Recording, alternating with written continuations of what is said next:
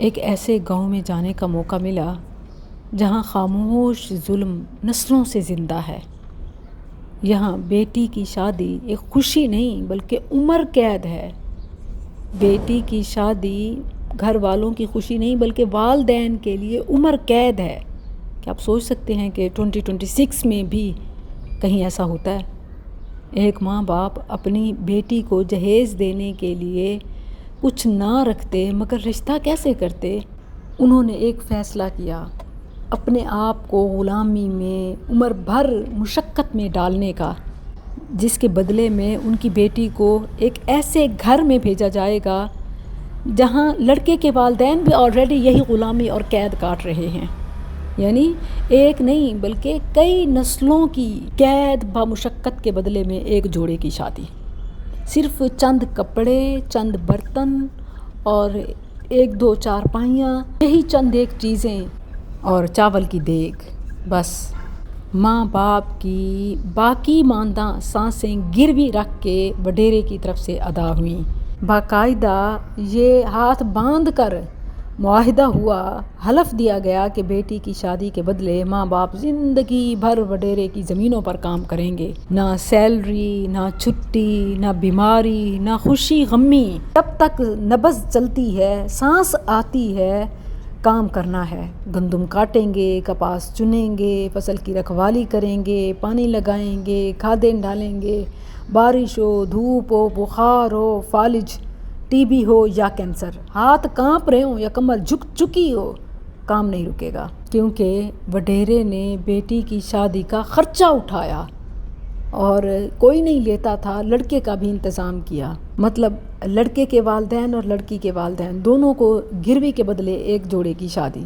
ہم کتنے خوش ہوتے ہیں نا کہ فلاں نے سارا جہیز اٹھایا اور غریب کی بیٹی کی شادی کر دی۔ یہ رسم کس نے نکالی؟ پھر اس کو سنت سے بھی جوڑتے ہیں، وہ سیدہ فاطمہ کا نام اور سیدہ علی کا حوالہ اور نبی صلی اللہ علیہ وسلم کا وہ چیزیں بھی گنوا دیتے ہیں کہ فلاں فلاں فلاں۔ کبھی اس چیز کو سمجھا ہے؟ آئے میں ایک آپ کو نکتے کی بات بتاؤں۔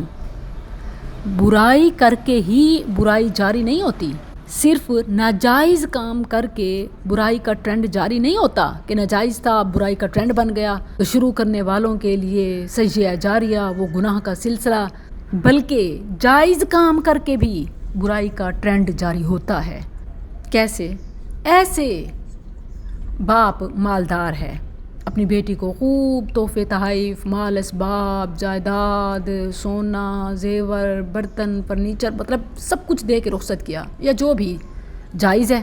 مگر یہی جواز جب کسی دوسرے باپ کا قرض، اس کی زندگی، اس کی قید، اس کی مشقت، وہ بھی بلا معاوضہ، اور اس کے لیے استطاعت نہ رکھنے کے باوجود فرض بنتا ہے، تو یہ مالدار باپ کے لیے بھی صرف ناجائز نہیں بلکہ سجیہ جاریہ کہلاتا ہے، برائی کا اجرا کرنے والا بن جاتا ہے۔